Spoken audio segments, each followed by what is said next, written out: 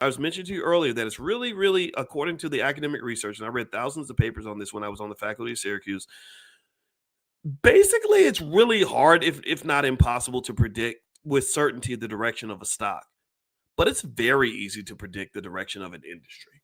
Like you can look and you say, yeah, yeah, we're gonna need more of those things in the future, right? So, for example, when I was talking about Oklo, I Oklo was among a basket of stocks. You see, Oklo went up a ton. Sorry, that's Bitcoin. That's the wrong chart. Sorry, guys. But anyway, Oklo shot up like crazy because, and we should talk about Bitcoin too. But Oklo shot up like crazy mainly because because it was part of sort of this group of assets, including like SMR and others that are connected to these small modular reactors that are supposed to be critically important to get enough energy to for all these data centers. So you see this month it went up by 100%.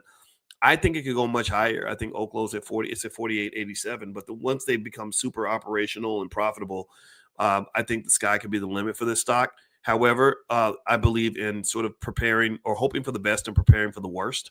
So I would sort of just not expect everything to happen overnight. But if you are a believer in this industry, then companies like the Oklos, et cetera, are the kinds of assets where you can look back 5, 10 years from now and say, I'm rich now because of these decisions I made in 2025. Like, and this is something I really want you to kind of consider when you think about how you're going to invest and what kind of investor you want to be. Consistent effort over time is really what makes people wealthy. So you look at Bitcoin, look at Bitcoin right now, right? 107,691. Now, if you were to go back and listen to things I was talking about in 2018, you would hear me say, I think Bitcoin is going to go to 100,000. Right? I said that. I said it in 2017, I think. And at that time, it was far lower than 100,000. And I thought Bitcoin was going to hit 100,000 much sooner. I really did. And it probably would have if we didn't have regulators trying to kill it. I mean, they just hated Bitcoin and they were fighting it like crazy. And they didn't realize the power of the people that believe in Bitcoin. Like they're just these hodlers that just they won't let go for dear life. They're going to go down with the ship.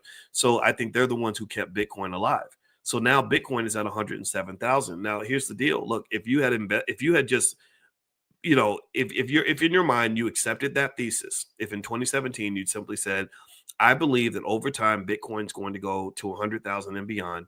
So let's say that you said to yourself, I'm going to invest $100 a week in Bitcoin and I'm not going to stop. When it goes down, I'm not going to stop. When it goes up, I'm not going to stop. No matter what it does, I'm not going to stop. That strategy, if applied just in 2020 or 2018, 7 years ago, not that long ago, 6, 7 years ago, you would be rich. You'd have at least six figures in your account, which makes you better than 95% of all Americans. Some of you would have seven figures in your account. Some of you do have seven figures in your account because I talked to you. Some of you have been, we've been talking about investing for years. And so I've seen some of you. I've seen a lot of you talk about the $5 a day plan. And there was one guy I met at one of our conferences, and he said that he just bought he bought a $700,000 house for cash, and he just bought another one that was like $1 million or something. And he literally said, I started with the $5 a day plan. I thought that was awesome. Like I was like, whoa, holy crap, what did you do? That's amazing.